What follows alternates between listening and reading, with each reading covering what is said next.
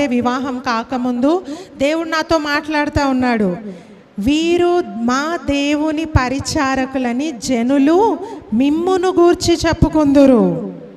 నేను చెప్తున్నాను, అప్పటికి నాకు అసలు నేను ఒక పాస్టర్ అమ్మని అవుతానని కూడా నాకు తెలియదు. ఎందుకంటే మా డాడీ పోలీస్, మా మమ్మీ టీచర్, మా ఇంట్లో ఎవ్వరు పాస్టర్స్ కారు. సో అటువంటి బ్యాక్గ్రౌండ్ కూడా నాకు లేదు. నేను అనుకున్నాను, ఈ వాగ్దానం నా లైఫ్లో నెరవేరుతుందా? నా గురించి ఎవరు, ఈమె మా దైవజనురాలు, ఈమె మా పరిచారకురాలని ఎవరు చెప్పుకుంటారని నేను నవ్వుకున్నాను. ఈ టైంలో అంటే వివాహం జరిగినాక ఎప్పుడైతే మేము తోల్కట్ట అనే ప్రాంతంలో సంఘంలో సేవ చేస్తూ ఉన్నామో, ఒక మందిరాన్ని నడిపిస్తూ ఉన్నామో, అక్కడ ఎవ్వరు కొత్త వాళ్ళు వచ్చినా అక్కడున్న జనులందరూ వెనకాల చెప్పుకుంటూ ఉంటారు, ఈమె మా పాస్టర్ అమ్మ, ఈమె మా దేవుని పరిచారకురాలు, ఈమె మా దేవుని సేవకురాలు.